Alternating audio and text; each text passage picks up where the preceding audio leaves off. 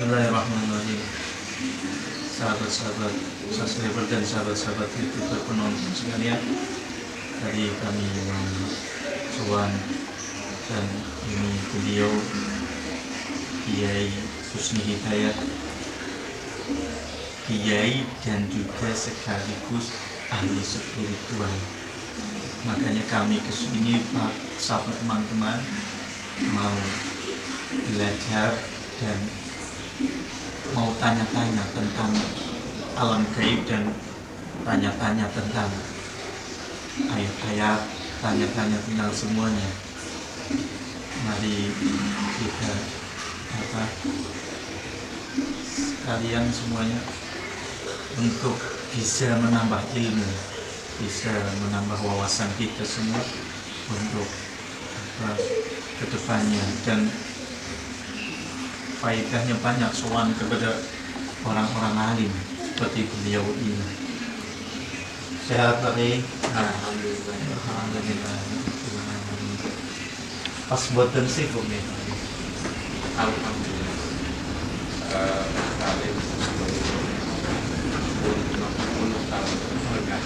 Kali pun selesai gitu.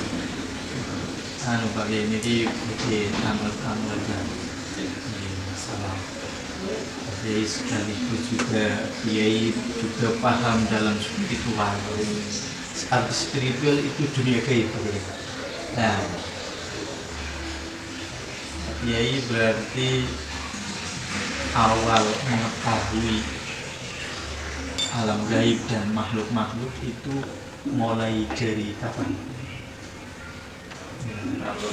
Kalau dipahami mulai dari kapan, saya sendiri juga tidak tahu. Tapi tiba-tiba saja setelah murid saya itu banyak yang kesurupan, pada waktu itu ada 12 anak, bisa dikatakan kesurupan massal.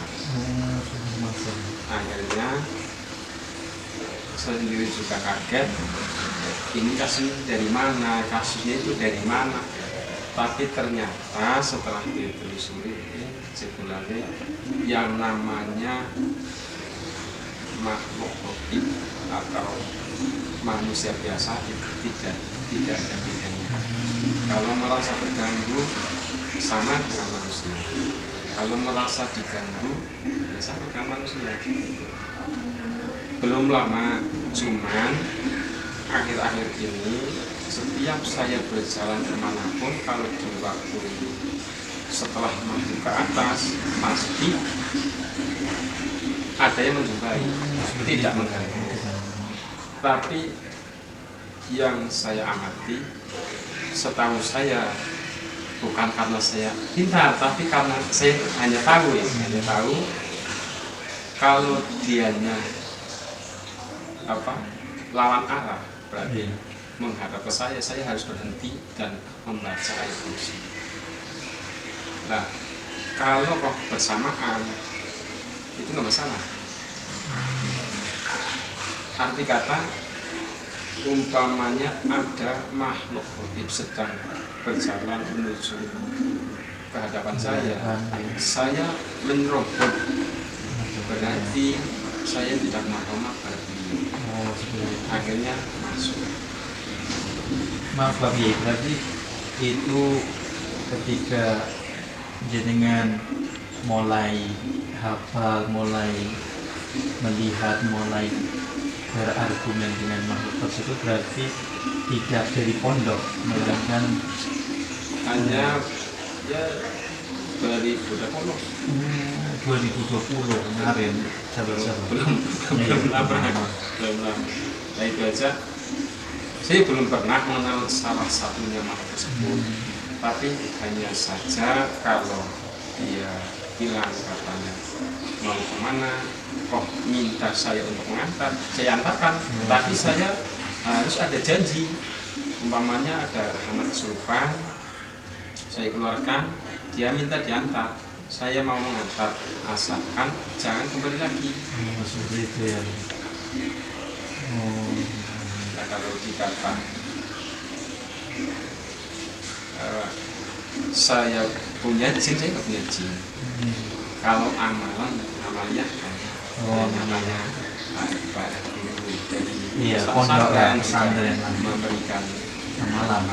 malam juga kiai-kiai yang lain, karena sebenarnya saya senang sekali kalau menuntut ilmu, walaupun baik lewat YouTube pun, kalau memang saya ngaji saya akhiri.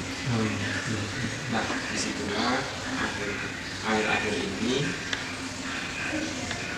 kalau sekarang saya untuk menunjukkan itu dengan karena nantinya ya mohon maaf ya, karena Anda masih di bawah saya, ya bukan di bawah umur mungkin, iya, kan di bawah kan umurnya. masih muda. Akhirnya kan nanti diceritakan sembarangan. Nah, ya. Nah, kalau dilihat sembarangan dia nggak mau. Berarti Bapak itu yang kesurupan kemarin itu berapa anak? 12. 12. Semuanya laki-laki atau perempuan? Campur.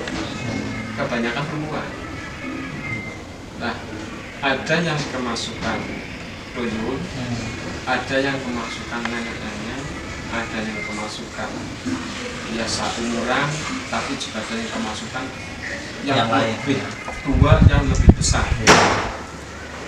Nah, setelah saya ketahui ya baru waktu itu, akhirnya saya setiap jalan kemanapun, walaupun sedekat apapun pasti ada. Ada ya, memang. Nah, itu akhirnya berarti ya, Allah berfirman, A'udzubillahi minasyaitonir rajim, wa ma khalaqtul jinna wal insa illa liya'budun. Itu saya baru yakin bahwa Allah menciptakan jin dan manusia, bukan manusia saja, tapi ada jin juga. Nah, tapi kebanyakan di lingkungan sini itu kebanyakan jinnya besar. Oh, alhamdulillah. Walaupun itu berupa kuntilanak, tapi juga besar. Walaupun itu berupa Apalah, jangan apalah. semuanya itu besar. Jadi kalau ada anak kesurupan, hanya disuruh saja lah. Nah, itu kesurupannya ada yang ngirim atau gimana Pak? Kan contoh seperti ini, kadang kan katanya ada orang yang mempunyai terusan, ada yang seseorang nggak suka sama kiai itu, kadang ada yang seperti itu, atau keserempet biasa, atau ada yang niat buruk lah. Gimana Pak? Jadi semua yang setahu saya, yang semuanya di tangan saya. Memang kadang ada hal-hal yang di luar nalar. Iya, Pak. Kalau di daerah sini, maksudnya di kawasannya sendiri, semuanya saya tahu bahwa itu hanya mampir, bahasanya dolan lah, main, bahasanya itu main. Nah, kalau ada orang, kok ada salah satu jin itu masuk ke orang tersebut, dikira kan jin itu sedang bermain di situ. Iya. Akhirnya lama-kelamaan teman-temannya itu sama halnya manusia, kalau sudah duduk seperti ini, akhirnya ada tamu datang lagi duduk bersama akhirnya semakin banyak. Nah, kalau sebenarnya saya berharap semua teman-teman, rekan-rekan yang di luar sana, baik di rumah maupun di tempat manapun lah, berbanyaklah istighfar, berzikir kepada Allah. Karena itu semua tidak ada upaya selain memuji kepada Allah, insya Allah semuanya selamat. Amin. Karena kebanyakan jin itu masuk dalam keadaan manusia itu kosong, tidak. Ya kayak seperti melamun, bengong, akhirnya kosong, tidak ada zikir pada Allah, akhirnya Masuk ya. itu paling mudah.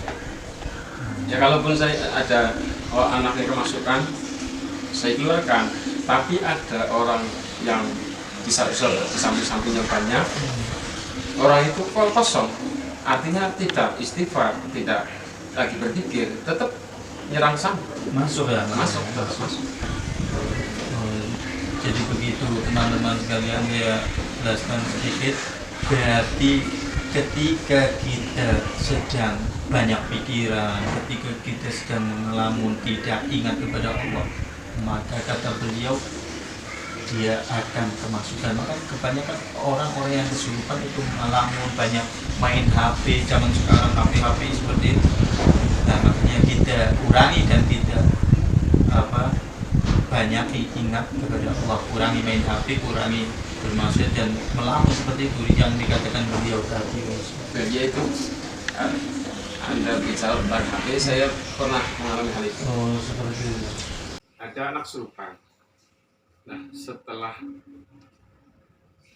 saya temui ke sana, katanya dia bilang kalau megang HP selalu ngeliang, akhirnya Yang pusing, iya. Ya, pusing. Akhirnya pusing, akhirnya sendirinya nggak sadar. Oh, seperti itu. HP itu dibanting-banting, nggak usah dibanting-banting.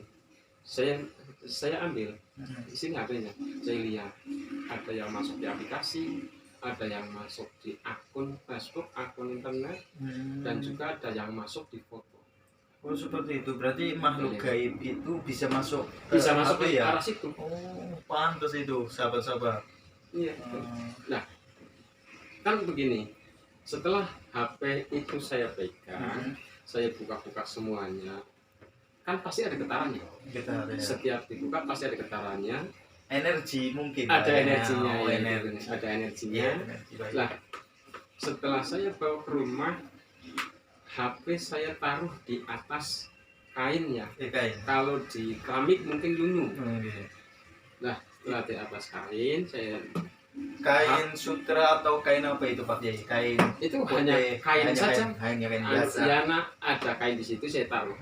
Setelah saya taruh, kenapa kok HP kok bergetar? Bergetar itu bunyinya begini. Ini muter seperti ini. Saya juga bengong karena belum tahu. Oh, bisa ya. Lah, setelah saya cek kembali, sebenarnya HP itu untuk transaksi antara makhluk gaib dengan manusia. Oh, seperti itu. Walaupun ya saya bertanya, ya pernah ada orang telepon tapi nggak ada nomor, tapi jadi gitu. Jadi bicara atau iya, gimana? jadi bicara. Nah, baru saya buka dan HP saya kalau dibanting nantinya nyebar kemana-mana, apalagi kalau dibakar asapnya meluas. Nah, akhirnya belum lama kemudian HP tidak nyala, HP mati seperti ini, tapi nyala sendiri. Nyala sendiri, akhirnya bicara. Saya dari tahu itu, kenapa ente berurusan saya? Seperti itu makhluk yang di dalam HP bicara seperti itu ya. Akhirnya debat banyak. Ya kalau dibicarakan semua tidak sampai. Akhirnya saya minta, saya mohon maaf Buraku, tolong jangan mengganggu lagi karena ini orang baik, orang kami beribadah baik sama teman. Ya walaupun dia nggak terima, tapi akhirnya saya mohon untuk meninggalkan dia. Ya akhirnya pada waktu itu saya berpikirnya HP itu ini mau diapakan. Tapi itu akhirnya saya rebus. Rebus. Akhirnya kan semuanya meleleh tapi tidak menyebar karena di bawah air kan. Oh, seperti itu. Iya, tapi ya saya bukan air biasa. Iya, siap. Saya paham. Iya. Berarti itu yang punya HP salah satu pasiennya. Iya, betul. Itu malah pasien utama beliau. Selain kiai, beliau juga ahli spiritual dan menyebabiai, dalam arti sering mengobati orang-orang kesurupan, orang-orang kena makhluk gaib, orang-orang sakit. Beliau tersebut. Nah, makanya salah satu ceritanya seperti Pak Kiai memangnya mondoknya berapa tahun dulu sampai saktinya baru sekarang atau sudah di pondok? Itu sebenarnya begini, kalau saya cerita, kalau bicara mondok saya baru mulai dari 80 ya, mulai tahun 1980. Iya. Oh. 80 kan saya sudah di Al-Iqsa. Nah setelah di situ ya karena teman-teman itu pergi jauh, jauh, akhirnya saya pondok ke Purbalingga. Di situ saya kalau akan cerita semuanya itu bertahun-tahun. Lah saya di pesantren, saya tidak bawa sang uang, tidak bawa sang beras, tidak sama apapun. Hanya minta doa kepada orang tua, saya mohon doanya, mohon doa restunya, saya mau mengaji, mau di pesantren, agar saya selamat, saya bisa makan. Karena keyakinan saya kalau saya sehat pasti Allah memberi makan. Nah di sana saya disuruh bekerja di rumah, bekerja di peternak ayam milik orang kampung. Orang kampungnya. Iya, orang kampung. Nah di situ dia sampai beberapa tahap ya 5 tahunan kayaknya. Tapi dulu pernah nggak ketika di dalam pondok niku apa caranya paham masalah makhluk-makhluk? Nah, atau ini yang saya teruskan ya, saya teruskan. Setelah saya aktif di peternakan ayam, di situ sudah sore, sudah adzan maghrib, hujan deras sekali, saya nggak bawa payung, sedangkan di pesantren kan jamaah itu diwajibkan. Iya, jamaah itu diwajibkan. Nah, belum lama kemudian saya mau pulang, saya mau tutup ayam tersebut, itu ada orang kelihatan orang biasa. Saya sapa, Mbah, kenapa kok di luar? Di dalam saja, sebabnya hujan deras. Nanti kalau sudah reda turun bersama. Tapi dianya tidak respon. Iya. Diam, hanya diam saja. Itu kira-kira manusia biasa atau bukan? Nah, itu ada kelanjutannya. Nah, setelah itu yang sekarang saya namai Mbah Jaki. Yang tadinya saya lihatkan sama ini itu termasuk di dalam budak. Nah, itu setelah itu lama saya bergabung dalam situ ya sampai bicara seperti ini. Sangat capek ini. Di situ saya merasa terbantu sekali. Yang namanya di peternakan ayam, yang paling repot kan kalau ada kiriman pakan. Kirimannya nggak sedikit, sampai 3 ton, 2 ton, bahkan air juga membutuhkan banyak karena jauh dari sumbernya. Akhirnya apa? Dia membantu sangat cepat sekali. 3 ton itu selesai dalam jangka waktu kurang dari setengah jam. Itu maksudnya membantunya lewat masuk ke Pak Kiai atau enggak? Gimana? Memang membantu wujud asli. Wujudnya seperti orang itu biasa. Ada yang melihat salah satu apa? Enggak. Kalau ada orang lain yang lihatnya seekor hewan. Seperti macan singa seperti itu. Kalau saya manusia biasa seperti ini, ya minta rokok, minta air hangat, tapi nggak mau yang berminyak. Layaknya manusia, cuman ada bedanya. Nah, lama sampai 5 tahunan lebih kayaknya. Dari situ akhirnya saya kenal, akhirnya saya diberi kenang-kenangan kayaknya. Ada ali-ali, katanya tanda untuk pertemuan. Kalau alih-alih dipakai di mana pun pasti bertemu. Seperti itu. Nah, ada keris yang kecil katanya untuk bepergian, kalau walaupun sejauh apapun bisa dilalui dengan pakai yang sangat singkat. Sekarang itu masih ada nggak keris sama? Setelah saya di rumah karena terlilit ekonomi juga ya namanya anak pondok yang nggak tahu jalan usahanya itu akhirnya nggak kepikiran sama sekali. Kita nggak tahu ya, hilang begitu saja. Ya rumah sudah diorak-arik juga. Sudah dibangun ini. Nah disitulah saya mulai bergabung. Sebenarnya saya bergabung dengan makhluk itu pada waktu itu sekitar 96 ya. Cuman dulu itu kurang paham atau gimana kan, katanya 2020 mulai saktinya seperti itu.